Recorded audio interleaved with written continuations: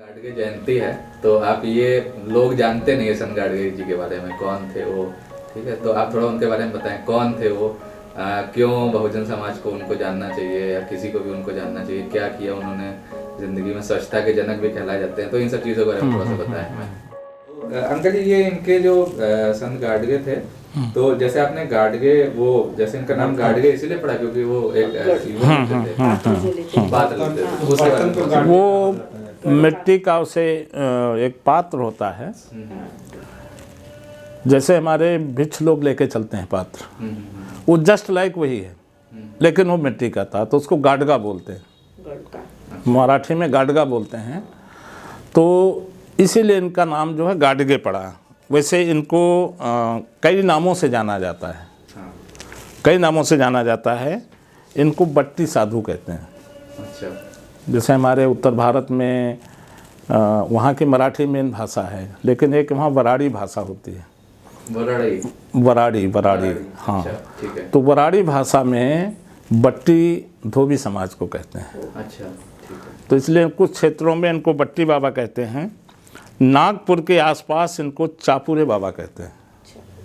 Marathi word है। हाँ, चापुरे बाबा कहते हैं। और कुछ जगह पर इन्हें गोधड़े बाबा भी कहते हैं। ये जो कोंकण का क्षेत्र है महाराष्ट्र में, तो वहाँ गोधड़े बाबा कहते हैं।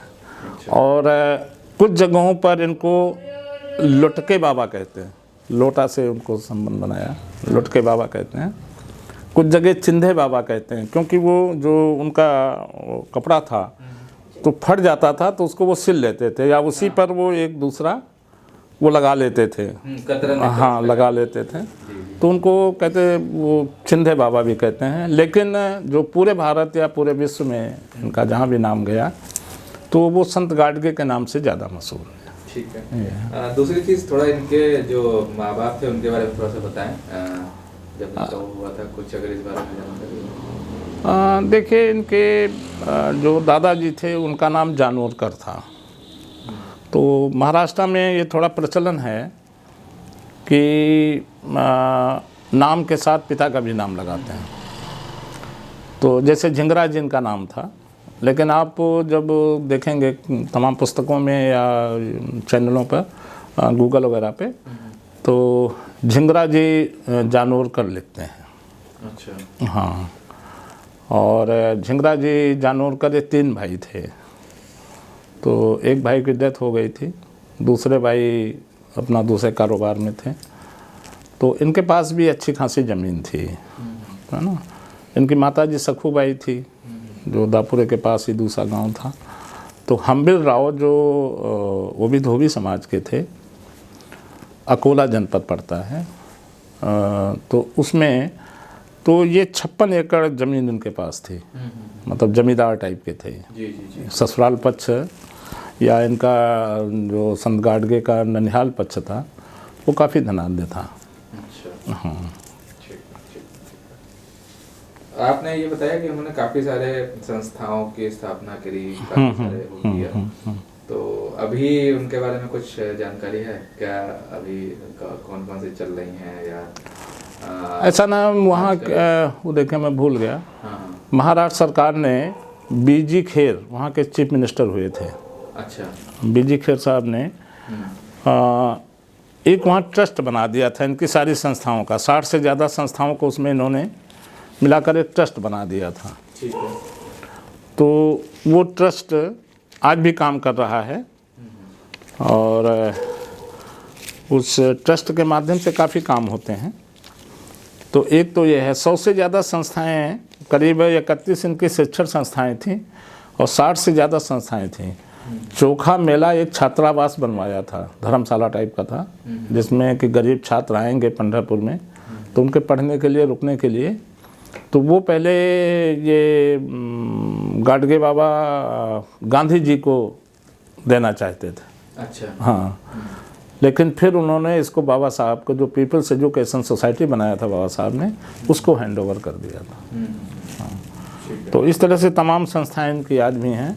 आप कभी बॉम्बे जाएं और दादर स्टेशन पार करिए, तो दादर स्टेशन जब फ्लाईओवर से पार करेंगे तो ऐसे ही एक धर्मशाला बना हुआ है, संत गाडगे के नाम पर है। आज भी उसी तरह पुराने जैसी व्यवस्था पुराने है। जैसे। हाँ, ठीक है, ठीक तो ऐसी तमाम संस्थाएं उन्होंने। ठीक है। अब आखिरी के 2 सवाल पूछना चाहूँगा। थोड़ा सा आपने बताया कि स्वच्छता अभियान के बारे में थोड़ा सा और मैं चाह रहा हूँ कि और थोड़ा सा बताएं, और पाखंडवाद और उसके कैसे उन्होंने जैसे उसके लिए किया। पाखंडवाद में अगर देखिए, संत गाडगे कभी ये नहीं कहते थे कि आप मंदिर में जाइए, और संत गाडगे का जो अभी तक मिला है साहित्य में या इनके जीवन से संबंधित दस्तावेज जो उपलब्ध हैं, तो 100 से ज़्यादा संस्थाएं लगभग हैं।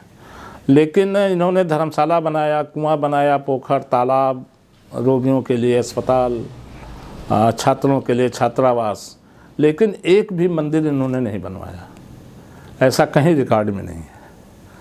इसका मतलब है कि इस व्यवस्था से वो सहमत नहीं थे।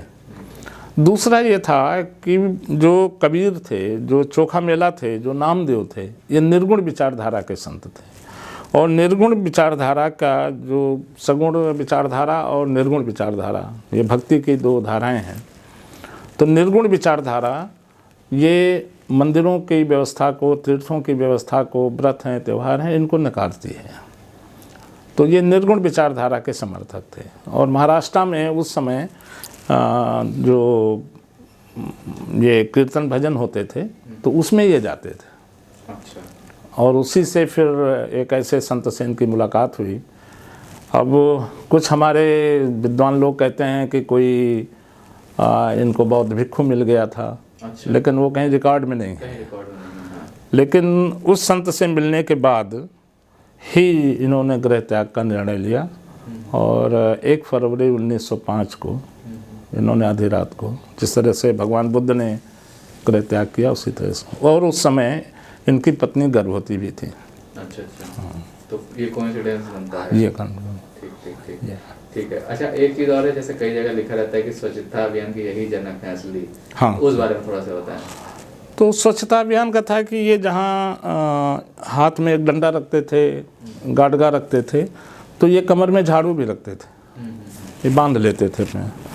और जहाँ भी, जिस गांव में जहाँ भी इनको प्रवचन करना होता, जिस स्थान पे, तो ये खुद ही सफाई करते थे। अच्छा।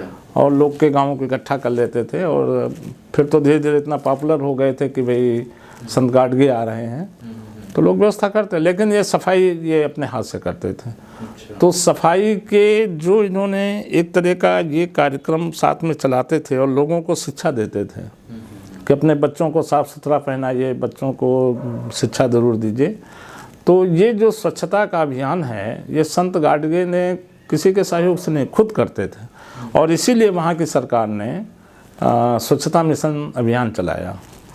और मैं तो ये कहता हूँ कि भाई मुझे लगता है कहीं ना कहीं हमारे देश के प्रधानमंत्री जी भी उसी से प्रभावित हैं, जो पूरे देश में स्वच्छता अभियान चला रहे हैं।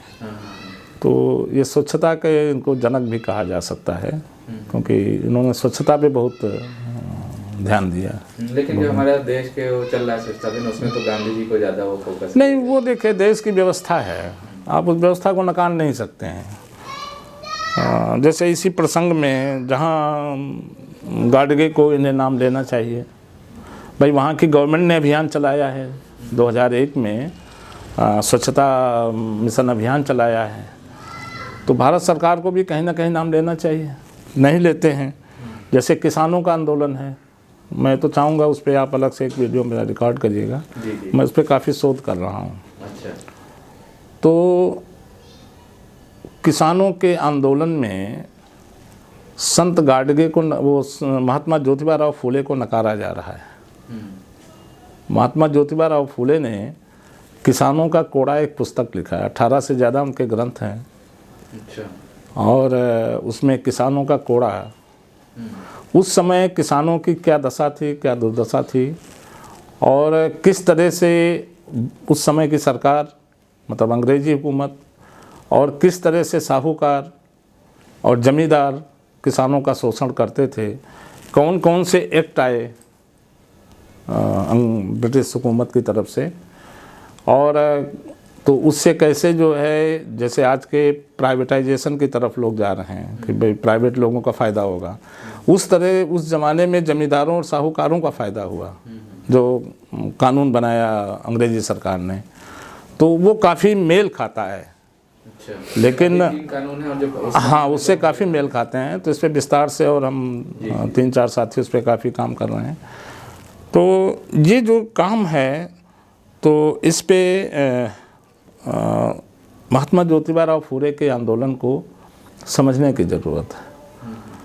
लेकिन अब इन महापुरुषों को देश की व्यवस्था है वो नकारती है। भाई महात्मा फुले के अगर किसानों के आंदोलन को सामने रखेगी तो फिर बाकी इनके जो चल रहा है उसका क्या होगा, इसलिए लोग नकारते हैं। और कई उसमें पहलू हैं। तो उस पर बाबा साहब ने भी किसानों के लिए कई आंदोलन किए थे। और जब ये महाराष्ट्र में लीडर अपोजिशन थे तो बाबा साहब ने किसानों के कई मुद्दों को वहाँ उठाया था। तो और कई उसमें कानूनों में उन्होंने संशोधन करवाया, कई को रद्द करवाया। अच्छा, हाँ, तो ये कई ऐसी चीज़ें हैं जो किसानों के आंदोलन से कहीं ना कहीं देश के लोगों को समझना चाहिए। और आज हमारे समाज के लोगों को महात्मा फुले का, संत गाडगे का, साहू जी महाराज का, साहू जी महाराज ने अपने राज्य में चकबंदी करवाई थी और किसानों के लिए तमाम सहूलतें दिया था। लेकिन आज वो सब इतिहास के पन्नों में दफन है। तो वो सब लाने की ज़रूरत है और ये बहुत ज़रूरी है कि इन सब चीज़ों को लाया जाए। तो स्वच्छता अभियान जहाँ तक है तो ये हम कह सकते। नमो बुद्धाय, जय भीम, जय भारत।